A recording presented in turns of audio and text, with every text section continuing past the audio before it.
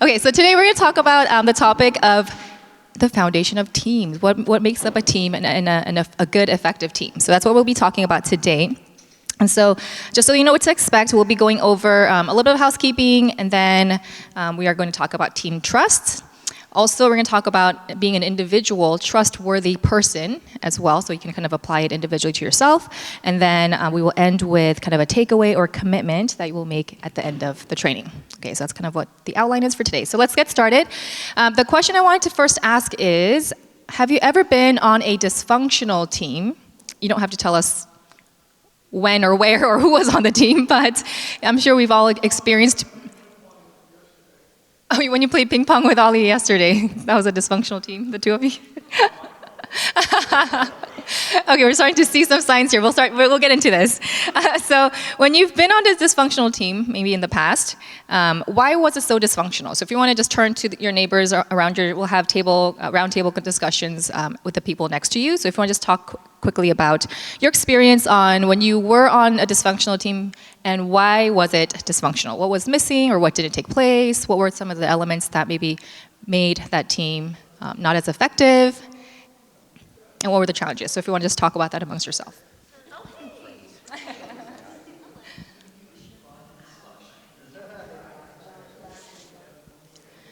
So if we can start wrapping up your discussions, I just wanted to see if maybe we'll go around the table and have one person from each table share some of what has been discussed among your group.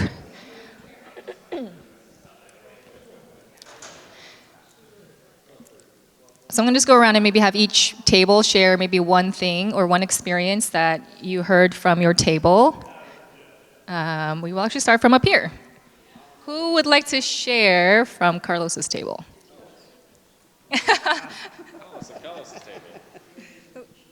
Without the mic. Oh, without the mic? Well, because we're recording. Okay, yeah. So for this table, we talk about when the a leader wants to take the full control. He doesn't allow anyone, even if we share information or ideas, he just say, we just want to do it like this, and we just follow my rules. So that's one fail. Also, when there is no clear vision, that's where to get the team not working together. So when there's no clear vision, that makes it difficult for the team to come together. All right. When everyone wants to be the chief, or too many cooks in the kitchen kind of attitude. On this side, there's an experience of maybe when too many people are trying to take the lead, right? And so that kind of pulls everyone in different directions. It doesn't bring the group together with one leadership, one direction, one goal. Well, you all stole all of our ideas over here because that's exactly what we said. The clear vision is huge. Micromanaging is huge. Communication or lack of communication. Finding out that there's lots of planning going on in upper management or above, and those of us that are feet on the ground, we don't get that information until it bubbles up into a problem. So those are all of what we found. Yes, communication or lack of from kind of top to top down, right? For the whole team to understand where we're at, what we're doing, and what the plan is. So those are all really great examples of what a dysfunctional team is. So we're going to go into team as well as individuals. And so what I thought I would like to share for this morning is the 5 dysfunctions of a team that Patrick Lencioni shares in his book. And so this talks about how we can build an effective team. It does start at the bottom of the pyramid with a foundation of trust. So that's where we're talking about trust this morning, or this afternoon. So when there's an absence of trust in the team, then it's hard to build upon the rest of the layers that we need for a healthy, functioning, effective team, right? And so the absence of trust will obviously affect how we deal with conflict and issues within the team. That will also then affect the next layer, which is commitment, and that starts to affect, I think, the morale and staff and their commitment to what they're here to do. The layer above that is avoidance of accountability. Then it's hard to keep people accountable when we are not able to even address, healthy way our conflicts. That then obviously impacts the commitment, and so then that seeps into lack of being able to keep people accountable to ultimately the goals and seeing the results that we want to see, the outcome of the team that we have, right? So it all kind of it's all interconnected, and so I think this chart kind of gives a little bit more of an example of when there are guardedness in the team. If we can build trust and if we can start working on building trust as a foundation, then it helps us to really get openness, right? So as you see kind of the arrows of what you may see in a dysfunctional team, like resentment, then if we can work on how we can resolve conflicts in a healthy way, that helps us have a little more candor and openness and honesty in how we can deal with the things that will come up. Really, conflict is something that we cannot avoid. Conflict happens everywhere. But a healthy organization will be able to handle conflicts in a healthy way.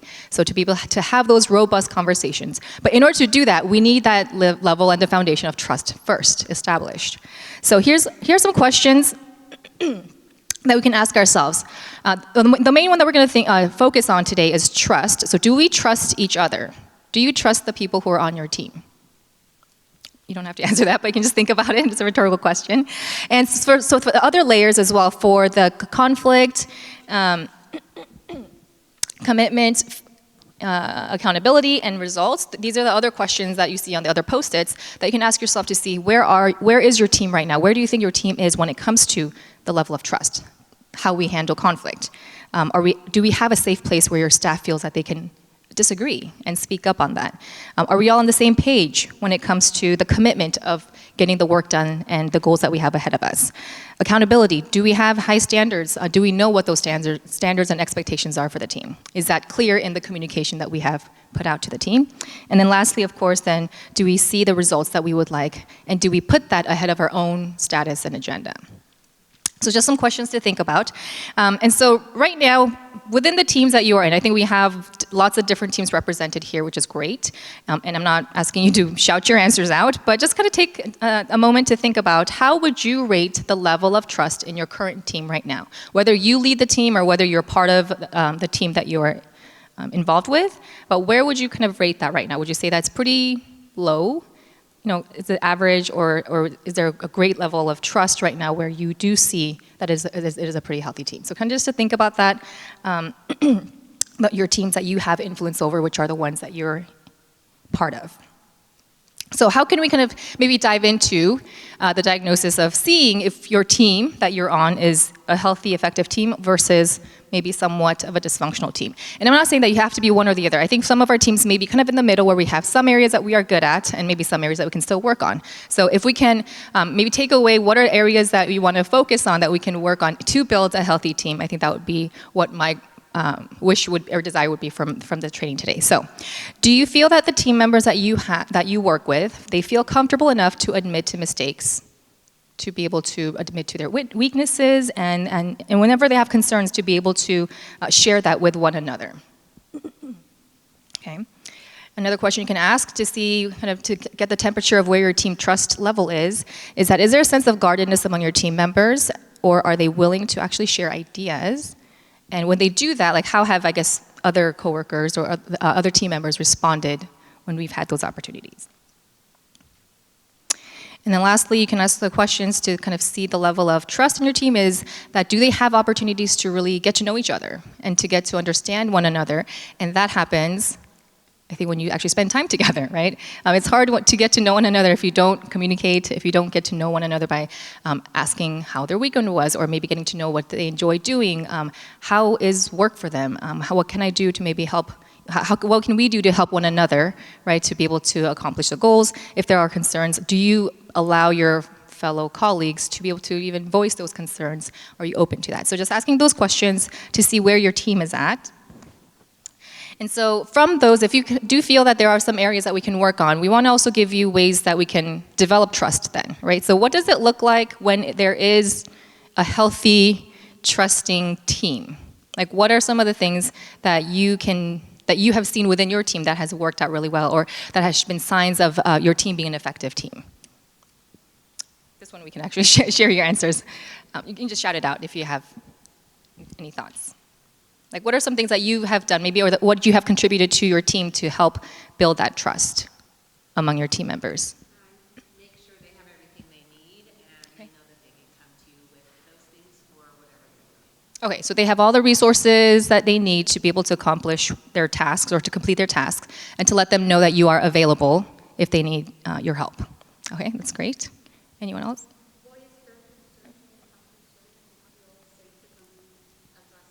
Okay, so you've allowed them to voice their concerns when they have them.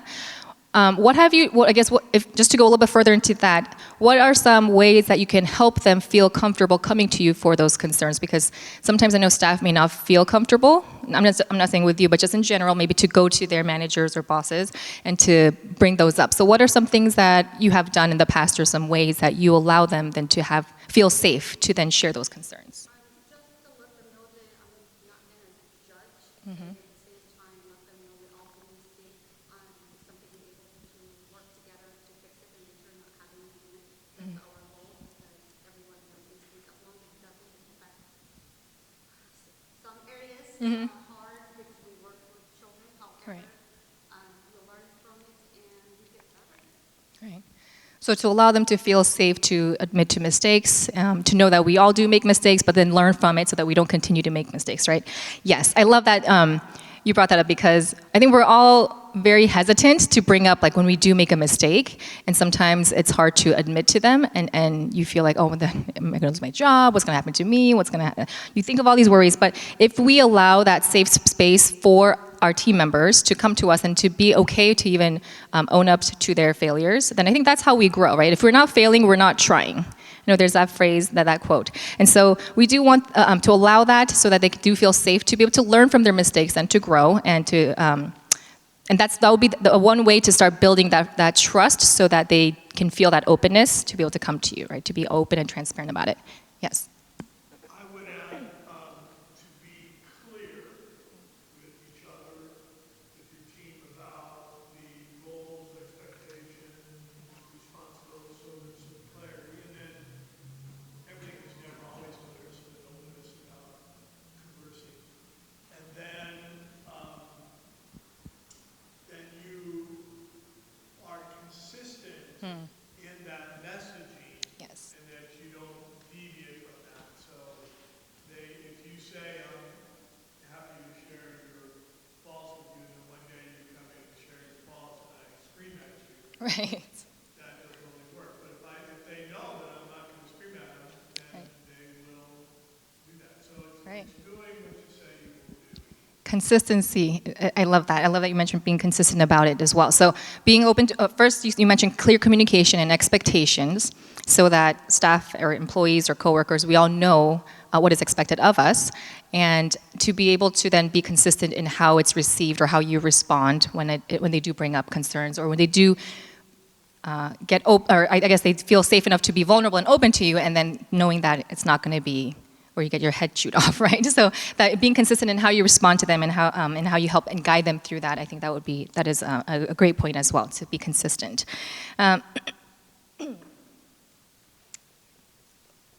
So one of the things that I think we've already mentioned is kind of getting to know each other. So I think one tool that we can use is actually spend time to get to know your staff and for them to get to know you. So some of the things we can do are team building exercises. I love icebreaker questions that are simple enough to insert that at every meeting, kind of as an opening way to let everyone kind of get their guards down, to be open to whatever is going to be presented at that meeting. And also we get to learn a little bit or fun facts about one another, and so that's one easy way to just integrate icebreakers into meetings so that people can get to know one another, right?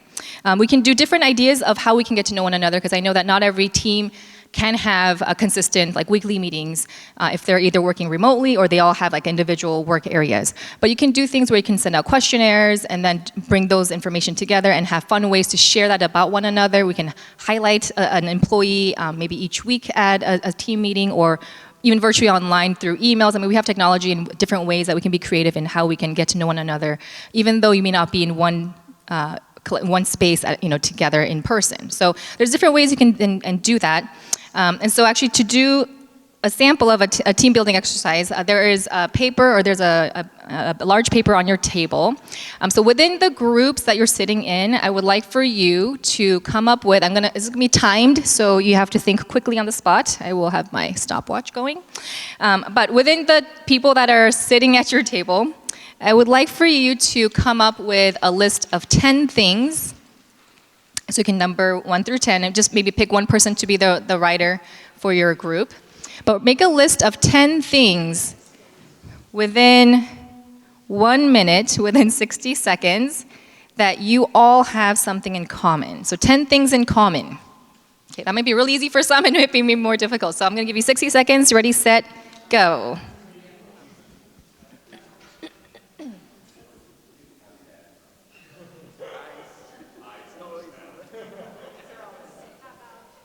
Yes, don't just start listing like, oh, we all have eyes, we all have nose. I mean, okay, be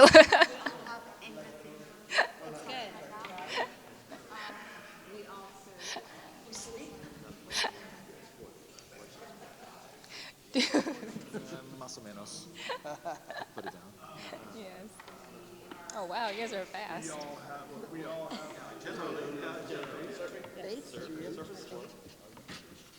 Oh, human. I was like, what's the first one?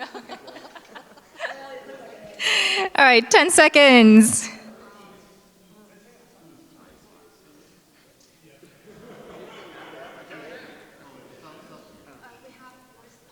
Five, 4, 3, 2, 1.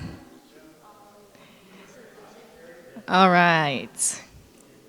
Oh, he's like, pens down. Okay, so let's go around. I just want to see. It's okay if you didn't get all 10. That's all right.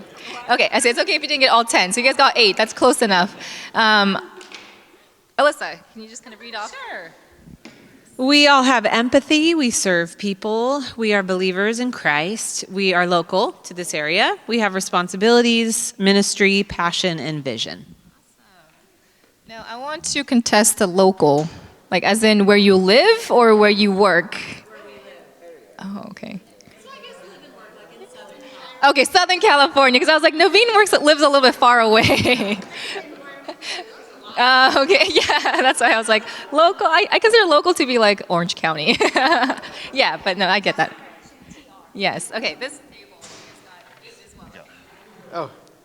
Oh, okay. We're all dudes. We're all leaders. We like the beach. We like watching sports. We like eating food. We like taking vacations. We have self-care. Married with kids. Yes. Yeah, those are good things that you all have in common. That is true. That is true. Okay, this table, you guys got all 10. Good job. You guys completed the task. We are all humans. Salvation. We all work at Salvation Army. We all love pizza. We all love ice cream. We all drive cars. We all love to sleep. We all have faith. We all have family. We all have friends. And we always strive to do our best at work. Oh, I like that. Strive to do your best, to do the most good. I love that. Hey, James. Awesome. Yeah, so these are just fun ways that I think we can get to know a little bit more about each other. And there's lots and lots of different ways you can do team building. There's lots and lots of hundreds of icebreaker games. If you just use technology and Google something, that gives you lots of ideas. And then you can kind of filter through to see what would work for your team based on the group, based on the size, the location, depending on what you're trying to accomplish. So I would highly encourage that, because that also, I think, makes it's fun for employees to interact in a way that we normally wouldn't at work when we're all about getting the job done or talking about work. And so this helps us open up a little bit more about our lives and maybe go a little bit deeper than just on the surface, like, oh, hi, how are you doing? How was your weekend? So I think that's a great way to get to know each other. Another thing that was mentioned by you guys is being vulnerable, right? So be open to being vulnerable and set that as an example.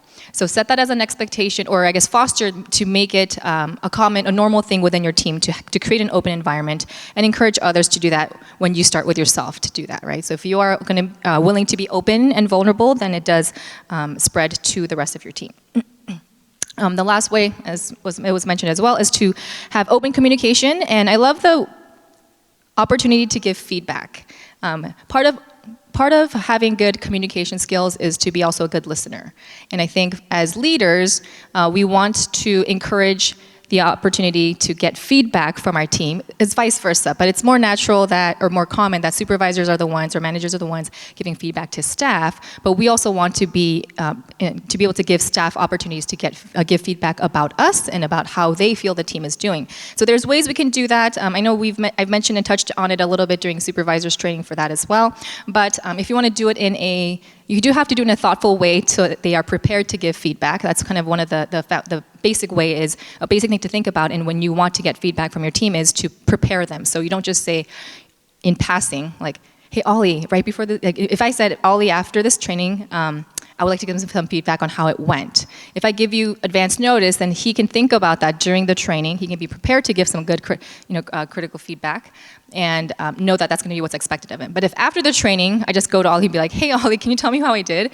That puts him on the spot, and he may not be able to maybe have the time or be in the right mindset to be able to give good feedback that would be actually helpful, right? So when you do want feedback from your team, it's good to give them a heads up and explain to them the kind of format that you want the feedback, what it's for, when it's going to be, so that you can give them that advance notice. But then once you've established kind of that openness and communication, you have gotten to know the team, or that's something that's going to continue to happen throughout the weeks.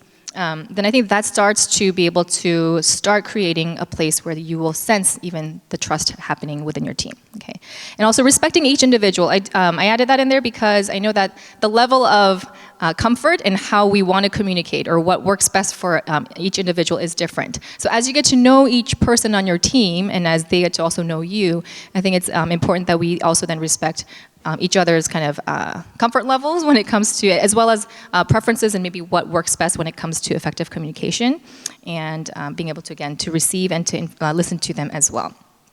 So before we go and have some lunch, I did want to just have a couple slides on just having a self-assessment, a quick little assessment, or just to think about, am I a trustworthy person and what makes a person trustworthy?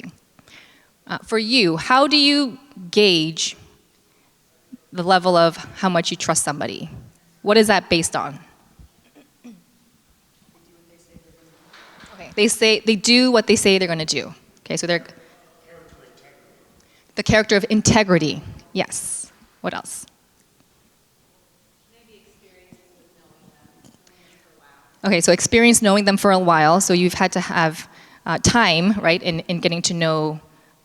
I don't want to put a time length to it, but you do have to have experience working with them or knowing them. So I guess kind of their track record, right? That would be yes. Right. Okay. Good. What else?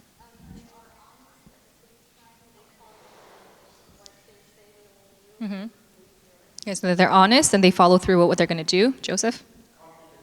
Competencies. Okay. What do you mean by that? Mm-hmm. Okay, so you're right. So I can kind of go with like doing what you say you're going to do, as in like if you need to be competent to be able to deliver what you say you're going to do, whether it's having the skills to do it, getting the resources to be able to pull through and complete what it is that you say you're going to do. Okay, great. What else?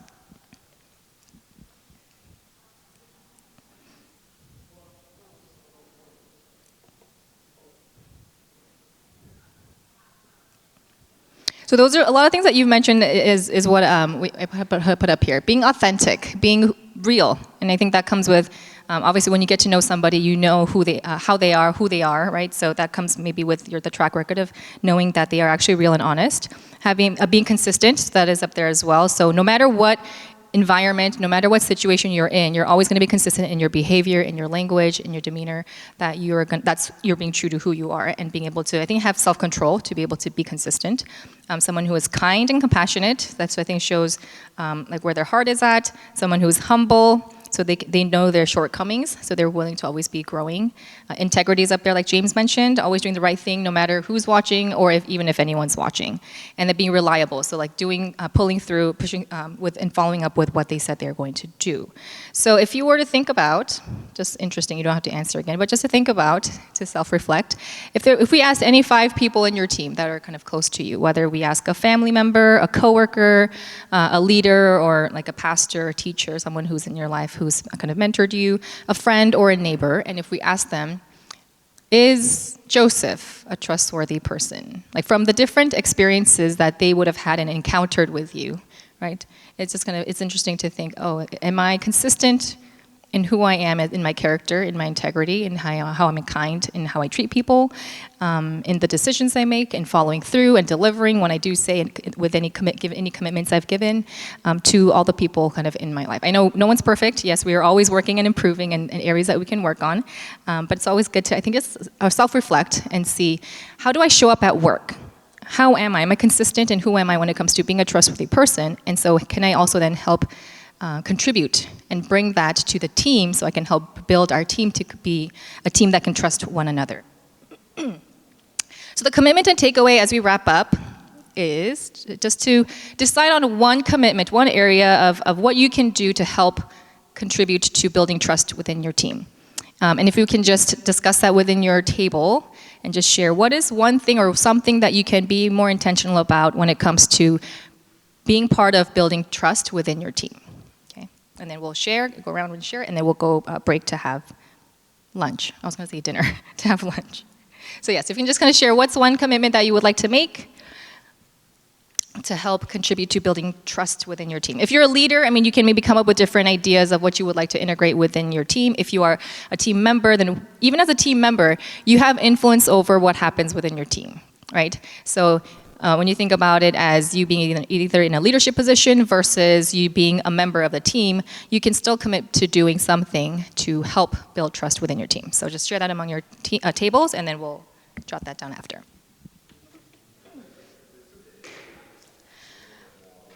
Okay, so really quickly, just in the last 2-3 minutes, if we can just go around and share what your commitment is. I'm going to Morgan's going to help me just take notes so that what I've found to be helpful is after a meeting is done, and if there's a takeaway or a commitment that you're deciding to do, for me to then follow up in another week or two just to see, how is it going with that? So it's more for just me to kind of reach back out to you to remind you of your commitments. So if you'll just go around real quick, Morgan will just quickly take notes. You can just summarize really quickly in a few words what is going to be your commitment or takeaway. I put 3. That's okay. You can say all 3. Just be more open-minded and accept others' opinion. Okay, so accept more opinion and feedback. And have a clear vision for the people, for the team. So communicate more. Okay, communicate clearly more the vision for your team. Okay. Yeah, and I would say to be more intentional about allowing the team members to give feedback and feel comfortable with being honest in that way. So more intentionality and the openness for feedback. Getting to know people on the team on a more personal level. Great. So getting to know them better. What Ollie said. Provide Fun to get to know each other. right. Provide more opportunity for team building. Okay, great. More opportunity for team building. One-on-one check-ins, open door, and setting a good example. Setting a good example. So setting a good example to allow people to be trust and to be open. Okay. Team building and just getting to know them. Okay. Team building and to know them. I don't know what the question was. What's your commitment that you've made? What was to be more, less reactive. Less reactive. Okay. Yes. So is that more in creating a safe space to be more less reactive, so it can help people be more open, or It's more to be less reactive and more thoughtful in my approach to people. Okay. Thank you. Be a better listener. Be a better listener. Good. To also be a better listener. Same. You should ask me first. Oh, sorry, James. Okay. All right, thank you. So I just gave a little handout to at your table. This is a little more breakdown of details about the pyramid of the 5 dysfunctions of a team from Patrick Lencioni. So if you actually go through each page, it focuses on each layer. Today we really just focused on kind of trust because I wanted to start off since that is the foundation of how we can build a good team. And so if you look in there, I'm not going to go over all of it, but if you would like to read through it, it describes how the members feel of a team that is more on the dysfunctioning side. And I think it would be nice if you want to look through to check off which ones do I resonate with, or do I think our team resonates with. And then on the other side of the pyramid on the on the right, it lists and describes what an effective, healthy team looks like. And so I think this is great to kind of go through, maybe even with your team, and ask them, do you think that our team conceals their weaknesses and mistakes from one another? Are we hesitant to ask for help? You can kind of go through that list and maybe see what your team feels about your team, and then work towards going to the other side of the pyramid where members who do trust each other, we are open to admitting to our weaknesses. We are open to asking for help, and see if that description resonates with them. And I think that will help you maybe then give you some information, right, about and be able to gauge your team. And then during your team meetings, you can work on one thing at a time, right, and work towards that. Now, the next page, it then goes on over conflict and all the other layers. But I think it is important that we start with building and creating and establishing trust within your team. So that's kind of why we started there today. Thank you for your attention. I know 30 minutes goes by really quickly. We wanted to make it short so that it's kind of in a chewable, bite-sized amount of information that you can take and be able to maybe take that back to your team. And that's what we will do for the following months as well. So we are going to break now for lunch. Lunch is here. There's Subway Jersey Mike's sandwiches, some drinks, and I will close by asking Brian if you wouldn't mind just praying for the food. Let's pray. Dear Jesus, thank you for today. Thank you for this opportunity just to learn more about teams and the importance of working together, Lord, towards a common goal. And for us as a Salvation Army, that is reflecting your love and your generosity and your compassion to a world that is in need. And so help us to do that more effectively and efficiently in the days and weeks and months to come. Thank you for the food. And as we share some food together, may we just share in conversation with one another. We love you, Jesus. In your name we pray. Amen.